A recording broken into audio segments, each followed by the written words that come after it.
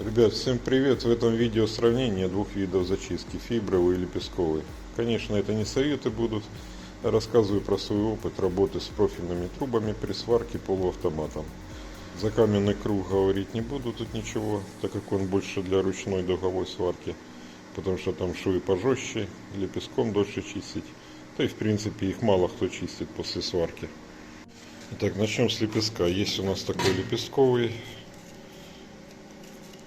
Это у нас зерно 40. Почему 40? Потому что оно больше всего мне подходит. Если брать 60-80, он дольше чистит, быстрее зализывается. Брать 36, в принципе, тоже не очень хорошо, потому что остаются на трубе глубокие царапины и порошковая покраска, потом тяжело перекрывать. Вот уже работаю лет 5 с 40-кой. 40-ка очень хорошо. Круг синий циркониевый, вроде бы как. Работал я, наверное, года 2 обычными кругами коричневыми. Вот этот циркониевый самый вроде хороший. Его хватает на дольше. И пользуюсь только плоский. Вот как видите, он плоский. Почему плоский? Не тарельчатого вида, чтобы он плоскостью, всей плоскостью прилегал к трубе. Вот так. Есть фибровый у нас 36 зерно. Фирмы разные. Перепробовал я там немало их. Тоже плоский. Жесткая подошва. Не мягкая. Чтобы держала плоскость. Не гнулась. Ну, давайте посмотрим теперь между ними, какая у нас разница будет.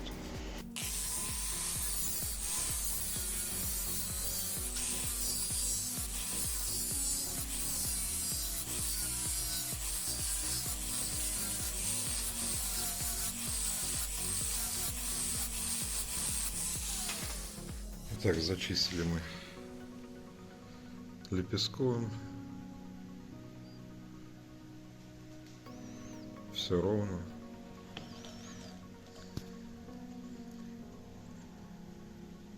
Вот почему плоский, чтобы вся плоскость прилегала.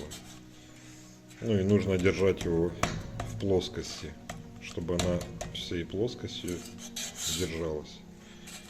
Не под наклоном, потому что будут ямы. В любом случае будут ямы, если наклонять его так, под таким градусом, под таким, только так. Если будут какие-то кратерки после сварки, сразу прихватываем дальше и потом еще раз каплю зачистили эту. Давайте теперь посмотрим на фибровый.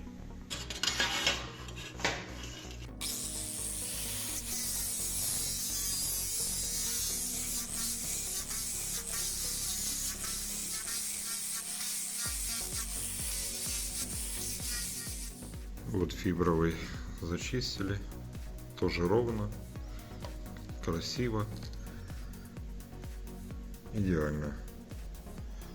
И да, очень важно сваривать трубы, чтобы не была одна вверх, другая ниже чуть-чуть, чтобы они ровно были.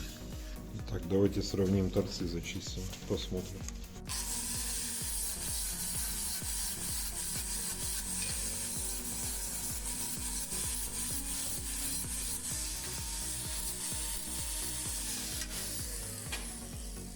Так, торец у нас с лепестком получился тоже хорошо.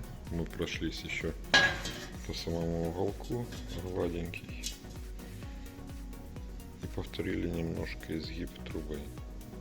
Так как у нас идет изгиб радиус трубы, не острый. Очень важно счухать еще изгиб трубы немножко. Ну, в принципе, получается идеально, да. Так, теперь фибровый круг.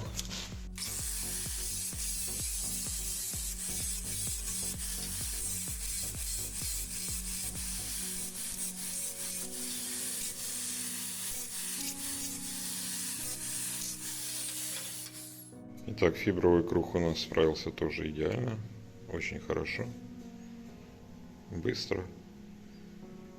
И вот всегда, когда круг новый, свежий круг, он чистит быстрее фибровый, чем лепесток. Зерно, наверное, скорее всего, 36-е, во-первых. Тут 40-е. Ну и вообще, в принципе, даже если брать 40-е зерно, все равно он, когда он новый, он чистит чуть-чуть быстрее. Теперь момент. Какой момент с внутренними углами? Давайте посмотрим.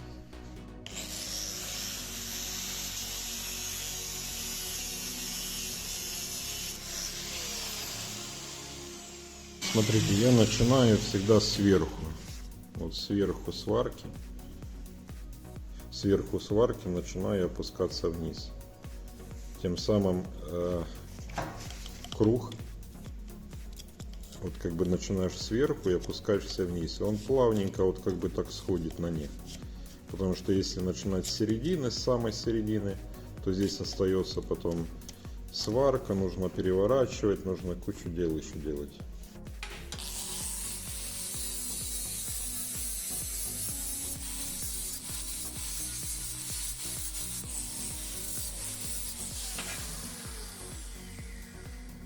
Вот мы зачистили. Гладкий шов.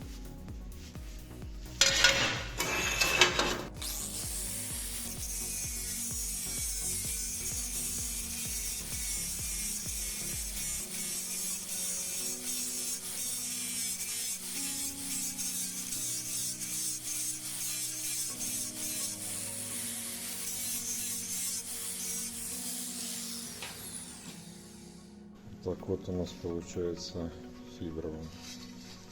Как вы видите,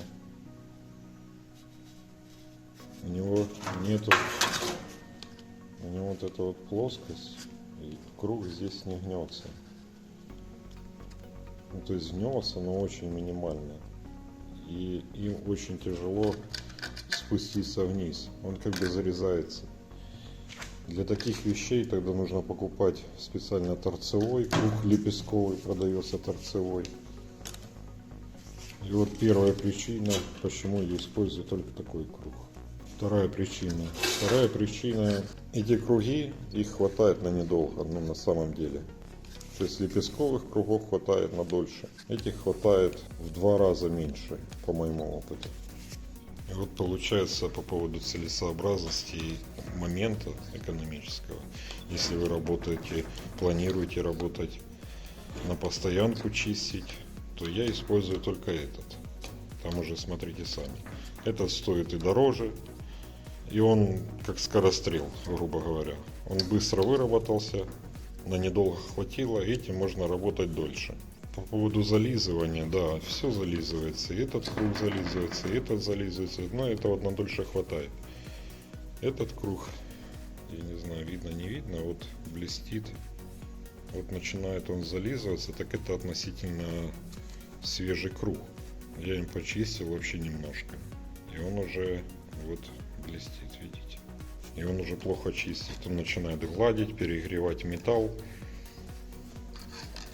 Когда у этого есть лепестки еще, он более не перегревает металл, больше чистит хорошо. А иметь 2 болгарки на столе тоже не очень удобно. В основном у меня на столе одна болгарка с отрезным кругом и одна с зачистным. Так получается, нужно иметь 3 болгарки. Одна для плоскости, одна для углов или там, если тяжело подлезть где-то. Поэтому в основном я использую этот. Опять же, ребят, смотря какая покраска у вас. У меня порошковая покраска. Я использую этот. Ну, в принципе, из пульверизатора можно этим, но немножко тут лучше надо стараться. Немножко лучше держать плоскость. Здесь полегче немного будет.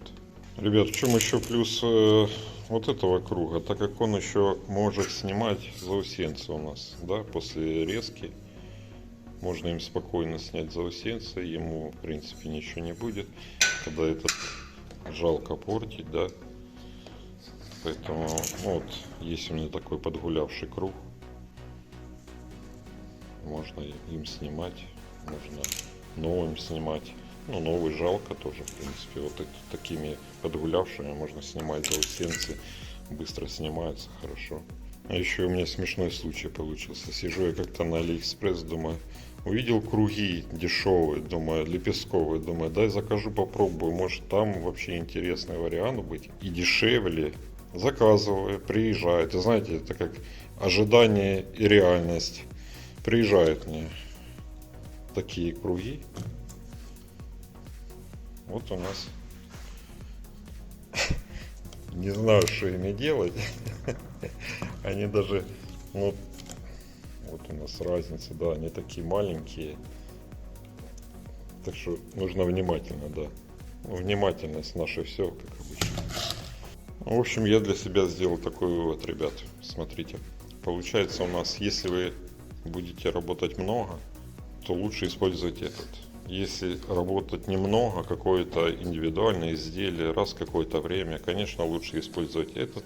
И на углы покупать угловой лепестковый круг. Он такой полностью идет тут с лепестков тоже. А если на количество, конечно, лучше использовать этот. Его на дольше хватает, он дешевле. Ну, вот как-то так, ребят. Кому пригодилось, ставьте лайк. Всем пока, спасибо, до новых встреч.